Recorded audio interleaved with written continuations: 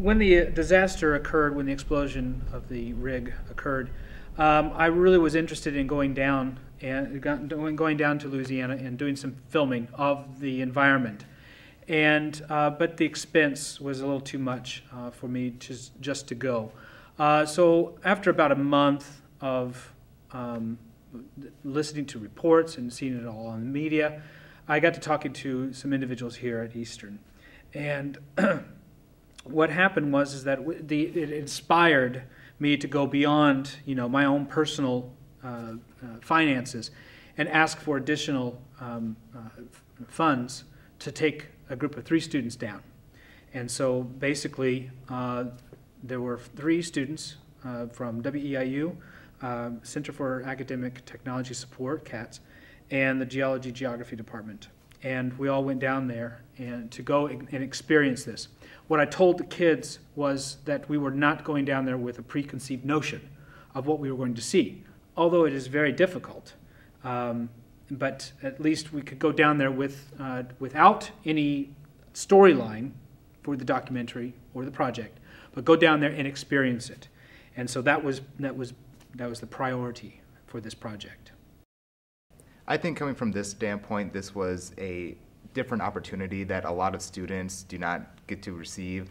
We had the chance to go down to the Gulf Coast, which is unique for really any documentary group, any news organization, especially because of the distance. Coming from the Midwest and being able to go down to the Gulf Coast is a very unique experience.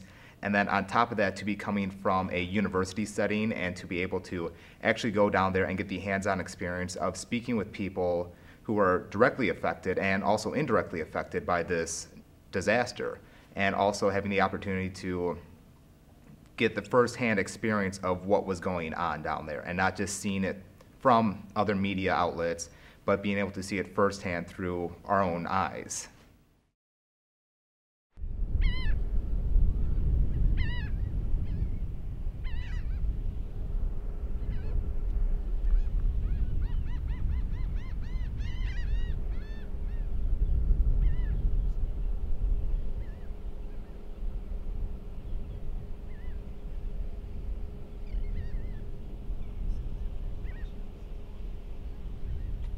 I think we were extremely fortunate to get down here on a day like this. We could have gotten in a car and driven 14 hours and it could have been raining or just a cloudy day, and we had a perfect, beautiful sunny day, and it couldn't have been any better.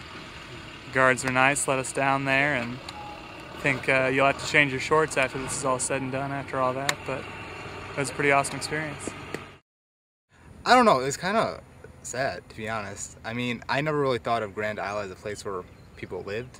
I just heard about it and the oil, and I never put 2 and 2 together. But driving out here, I think that is a solemn feeling, driving out here and seeing all the houses and the signs that people had up saying things about BP, where it really shows that it's impacting people. And I think that's something that I never really thought of. I never thought people actually lived here. I thought it was just a little island. It hurt the environment, but I never realized that it had such an impact on the people over here. First, after dealing with the law enforcement, the first feeling was what just happened. Because when we crossed that, we see all of the booms, we see military personnel, but what we didn't expect, what I didn't expect, was a completely clean beach. That was what happened to the story. What happened to everything that we see on the media or saw on the media, that completely changed our attitude as far as actually seeing it firsthand.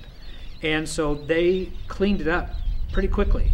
Now, there was an individual that came, that went down to Grand Isle a week before we arrived. And they found that they took pictures and there was oil everywhere. And when we went down there, it was all cleaned up. So it was very impressive. It was quite mind-boggling to think that it's never going to be perfect. When setting foot on this beach, it's never going to be like it was.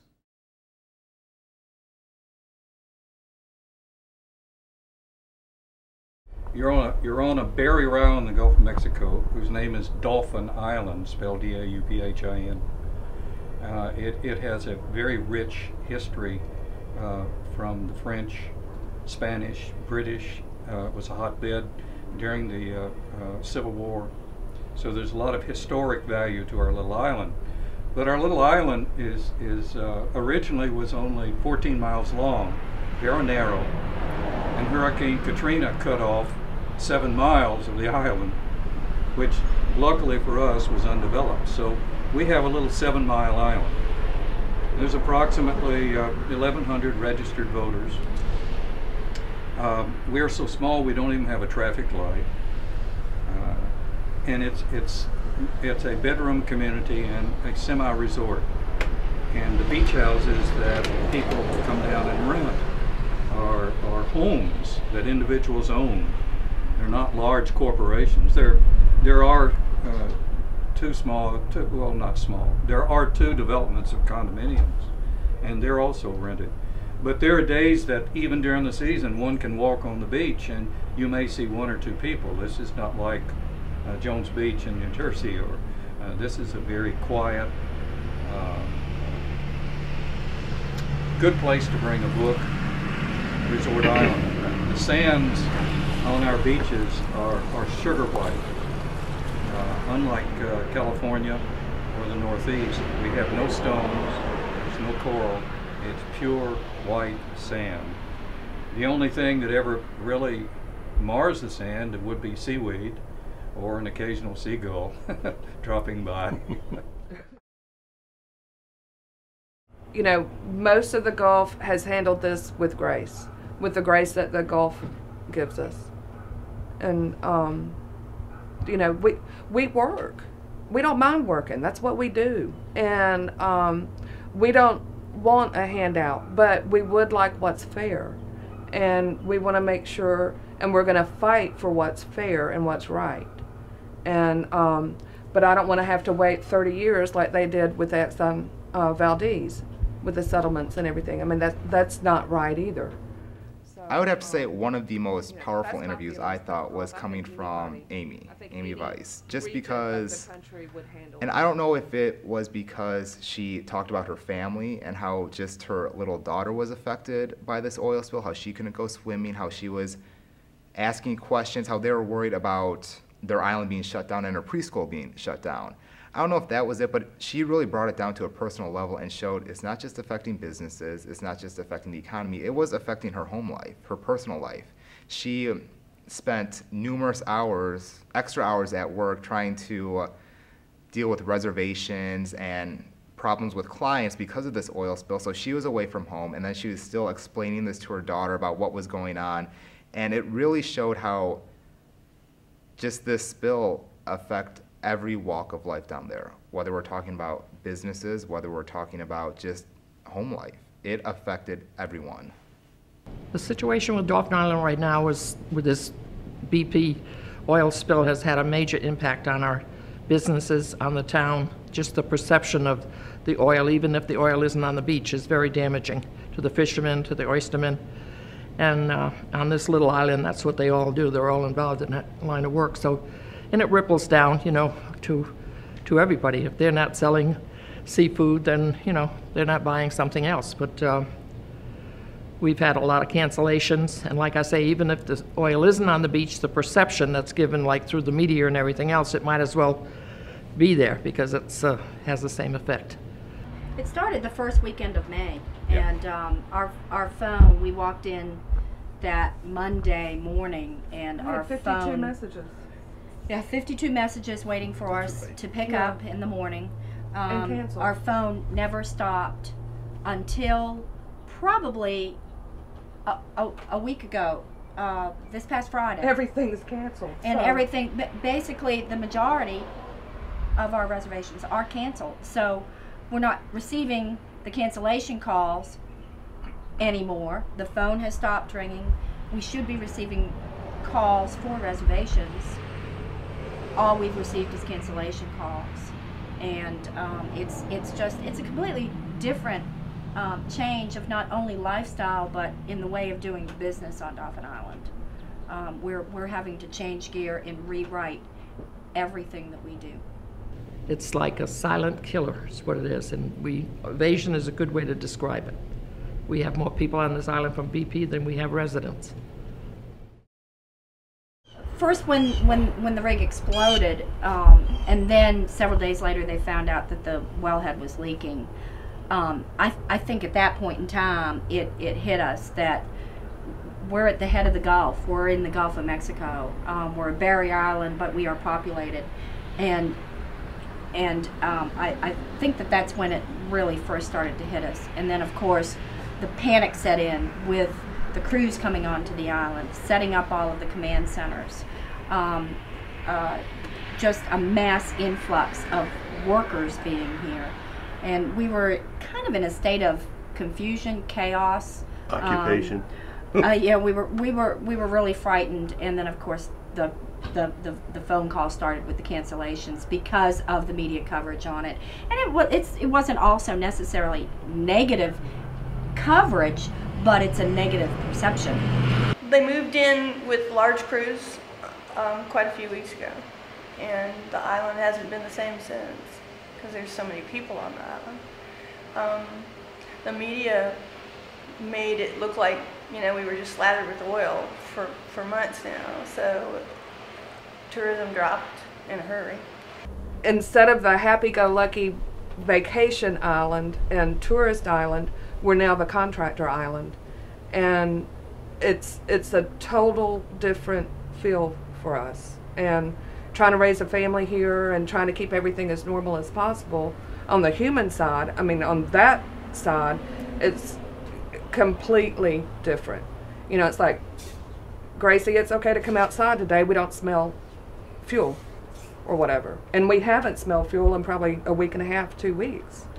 So, and you know, they just opened our swimming waters again, so now we can go in the water. And that's what we do. I mean, we swim, we fish, and we rent the island or sell the island. We want people to enjoy us. Our little Dolphin Island, the 3 months that these businesses operate, it's kind of like Christmas for a big store. You know, what they make during the summer gets them through the winter because things really slow down. So to lose all the rentals and the, you know, whatever business you're in, selling snow cones or whatever, you know, you're not making the money you thought you'd make. And a lot of our fishermen, you know, because they've been closed down, snapper season closed down, you know, even shrimping season closed down. So they're hired on with BP just to make some money, keep their head above water, you know. So. And just to hear the stories about how this island was affected by Hurricane Katrina, Hurricane Ivan, the oil, and just to get that view where these people really feared that their home, this little island where they set up their lives, would become a toxic wasteland. That's something that you really don't hear about in the United States. I mean, coming from the Midwest, coming from Illinois, I've never looked at my home and worried, you know, what if one day I couldn't come back here? What if there was some disaster where it just became a toxic dump? That's not something that you really think about. Well, Katrina came from the Gulf, from the south, and Ivan the year before came from the north because we were on opposite sides of the storm. So for the first time in many, many years with Ivan, the whole island got flooded in areas that hadn't been, like the village areas. Even this house had water up in it, which hadn't had since it had been built in 1912. So when Katrina came, the water came from the south, but it breached the whole public beach area, took all the dunes down, and then came right back down the boulevard, and everybody got drowned again. Our homes that were on the boulevard. Those that are on pilings didn't have as much damage on the east end of the island where we are right now, but the west end we lost over 300 homes with Katrina. I think they're depressed because, like I say, with a hurricane, you feel a little more in control. This, you don't have any control. And you want to do something, but you don't know what to do. You know, I mean, and sometimes you wonder if they know what to do, to tell you the truth. But from an average person, you know, they can't go out and clean the birds. They can't, you know, unless you're skimming or something, you feel helpless. So it's not a good feeling. Since Ivan and Katrina, we haven't had as good a tourism until this year. It's been slowly building, but this was the best year we've had. And then it went, so it's something we've got to adapt to. I would say in the long-term effect, it probably is worse than Katrina. Yes, as the long-range potential loss is probably going to be worse than Katrina. And that was bad. I think we've gone through several stages of frustration. First, it was disbelief that it would continue to go. We felt that there would be definitely an end in sight. We're not an island surrounded by oil. We're an island that has gas rigs. So we don't have typically the results of oil rigs here on this area. It's become a complete frustration as of May 1st. In our business, we have 118 vacation rentals. We make 75% of our entire revenues in the 3 months that we're going through business right now. We have had 228 cancellations in those 5 weeks. And we are down to probably running in the range of 35 to 40% of our total annual revenues with just that short time. That's devastation. Then you have the impact of the BP claims process, which is a joke at best. They're putting partial payments out, so there's a lot of people getting small checks. But businesses that need larger checks to pay for their payroll, their overhead, is getting nowhere. They're getting $5,000 against a $60,000 claim. They did ask me if I wanted to go and make a claim. I said, no, I need to work for our money. We don't need to go make a claim. The people we spoke with, they just want their normal lives back. They don't want any gain out of this. They don't want to make money or profit off of this. They just want everything back to normal. And I think this documentary will really show that, and it really shows just the human spirit and how people can come together in light of a natural disaster and help one another out and really brainstorm about how do we solve this problem and how do we get back to where we started from.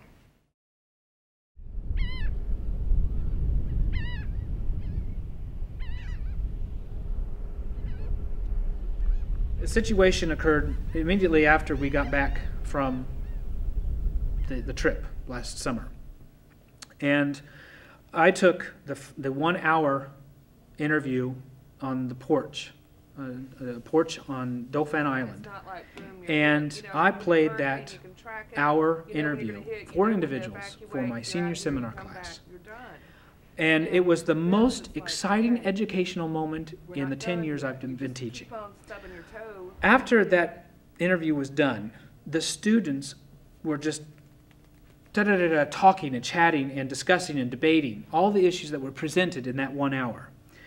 And I didn't have to say anything. Their attitude and their perception and their ideas changed about this event. Of course, it was immediately after the event. But the thing is that they were discussing and critically thinking about the event through the eyes of the people they were seeing. What if that does happen? Don't know. We don't know. BP says there's no buyout plan. I want to stay here. I moved to be here. I mean, we chose this. And I don't want to leave this. And it's scary. But you can't think about it. And bear in mind that BP ad you guys are seeing on TV, the big BP ad, Tony Haber's standing there saying we are going to pay every legitimate claim. The pay every legitimate claim is the legal word that they have been using, whether it's the little guy sitting down here in our little claim center in Bayou La Batterie in Louisiana. And according to the attorneys, that means we will pay as little as we can get by with. And that needs to be thought about. BP is huge. This is a terrible problem for them and their company. But what they are doing is, at this point, already starting to evade the actual process and slowing it down, doing partial payments instead of making companies whole during the month. Token at best. Well, and they change the process every day too. Yeah. I mean, one day the National Guard will walk in with a list of things that companies and property owners need to provide. The next day, ADEM walks in with a list of Completely different list. a list of things that somebody needs to provide. Well, the first time it was the BP claims adjusters that would come in with this. Second time was National Guard. Third time was ADEM, and then we go or call, or a property owner goes and calls, and it's a totally new list. And then they put on these PR tents and air conditionings and weenie roast and all this other kind of crap. I don't care about a weenie roast. I would like to, anyway. We will totally different. Yeah. I mean, they'll smile big, but they perform nothing. And they have done nothing. Let me tell you about the BP that personnel is the anger. rotation. Yeah. Then you get into the anger of it. Amy, let me tell you about the BP personnel rotation. Every 2 weeks, they rotate them around.